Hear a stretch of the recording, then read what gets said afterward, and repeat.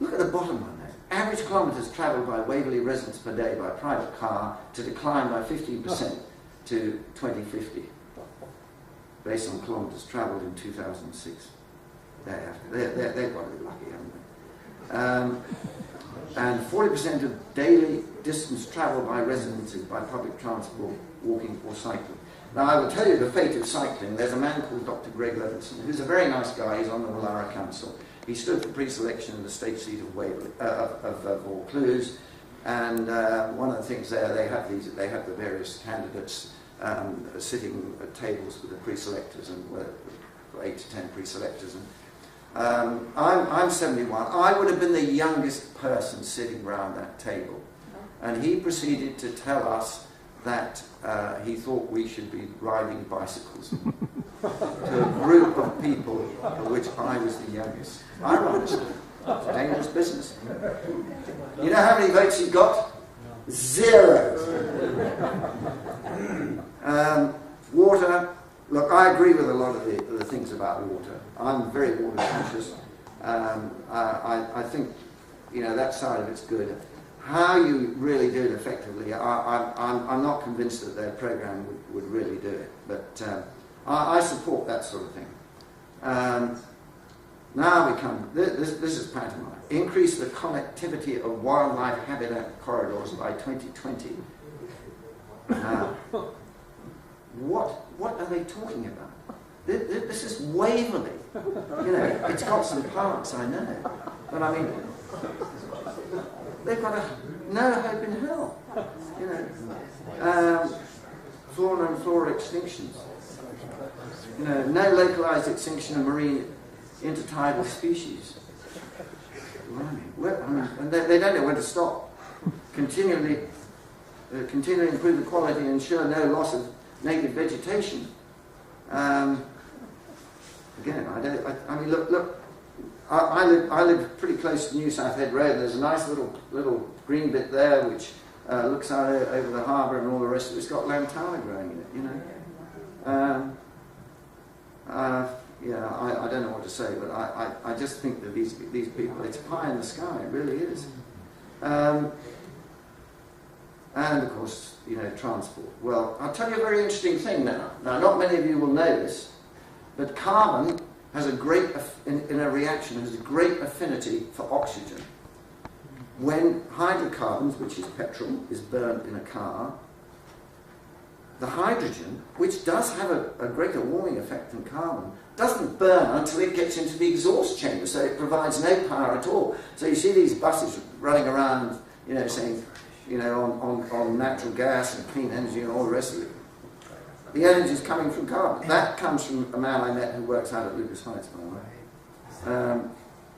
And of course they're big on this staff engagement and education. I mean, you know, it's no good working with our Waverley Council if you don't believe all that stuff. Food miles. Now, look, we live in an age of plenty. We get vegetables from Queensland in the winter. We get all sorts of things from overseas. Everywhere else, there's a vast trade. There's specialisation. We live in an age where we don't have to grow everything ourselves, where it doesn't all have to be grown locally. Isn't this a good thing? I would say it was. But anyway, they want to reduce the distance that food comes to get into our mouths. I mean, I ask you. And then, of course, residential transportation. Well, they want us to walk and use bicycles. By the way, I told you I cycle. I'm pretty wary where I go. The only time I ride any distance on my bike on the roads is early on Sunday morning. I certainly don't do it in rush hour. Residential transport, I mean, you know, I don't know, I haven't been to China, but, you know, they were all riding bicycles. I've got Danish antecedents. I remember being in Denmark in the late 1950s, and there were so many bicycles being used that you know, you could hardly get out onto a main road. It's not like that now, so this little plan is going backwards. This is the most absurd of the lot. Community engagement in education. They want people in penthouses to put in worm farms. What's this? Worm farms in penthouses? Look, give me another. anyway, you had enough of that. There's more of that stuff. How about this? Allow residents to celebrate positive environmental behaviour through running and supporting local sustainability events. Anybody been to one of those? Visitors, well, they're going to be subject to the same thing. And the council employees implement a reward and recognition program for staff who practice positive environmental behaviours. Well, that's it.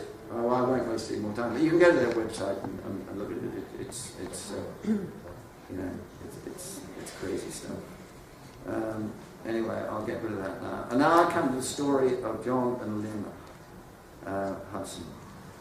And whilst that might have been the comedy section, this is the tragedy section. Now I've just got to get that up here. I'll close that down. Here it is.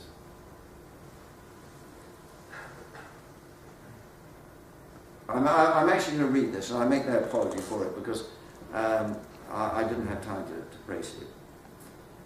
In 2004, John and Lynn Hudson purchased Yarwall, which is near Moree, by the way, in northern New South Wales, at public auction.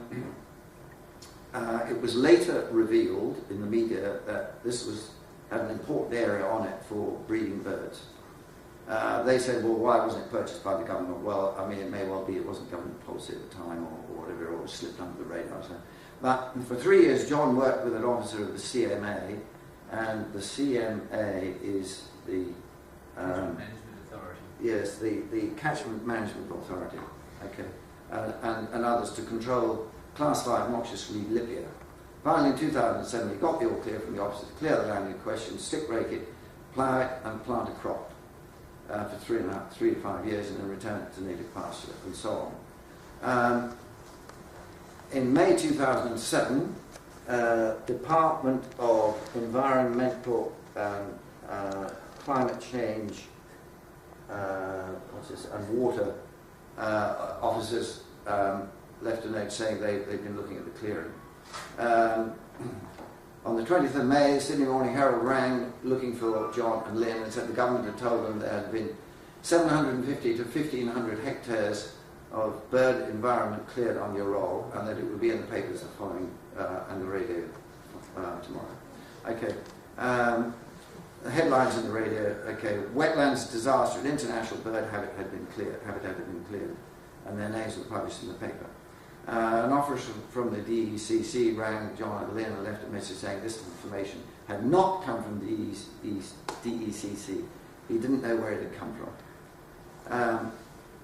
Minister Koperberg reported on radio saying that the owners would be charged in the next few days and be fined $1 million each. Now, $1 million to a farmer is a lot of money. I can tell you, farming is a tough world out there. There are all sorts of things you've got to put up with. And then on top of that, $1 million each. I mean, it would have broken most people, wouldn't it? And indeed, this sort of thing has seen a lot of people leave the land. Make no mistake. And then they heard nothing from the DECC until May the 30th, well, it's only a week later, and they were with warrants and authorization of entry. Well, apparently no one lived in the neighbour's house. They broke the hinges off the gate of the cattle yards and entered there as the main gate was locked. Now, I don't know, some of you may find this stuff hard to believe, but there's an organisation called the Kiwi Property Rights based in Coffs Harbour, and I was up there about 3 weeks ago attending a little conference on such things, and we heard this sort of story in one form or another. Again, when I say we, that's Dr. Amy McGrath, who wrote this book, Wolves in Sheep's Clothing, which some of you will be familiar with. If you want copies of that, you can ask me afterwards. Peter, have we run out of time? about 4 minutes, Peter. Sorry? About 4 minutes. 4 minutes to go. Okay.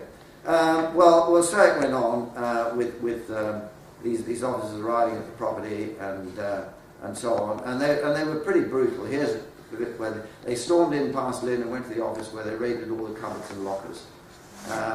And the officer tried to interview their sons and 2 workers do you get paid, how many cattle, and a whole lot of other questions, which would hardly have seemed relevant in terms of this business of the Lipia.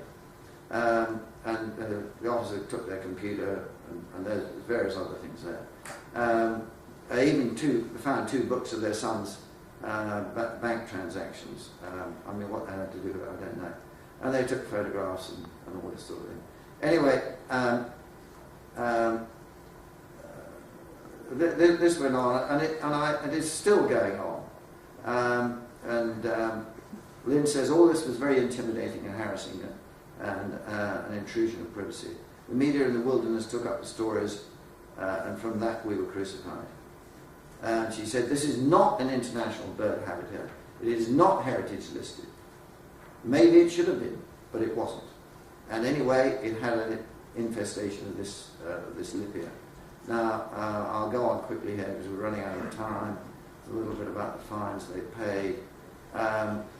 The local member apparently didn't help them. And there's a piece. Well, eventually,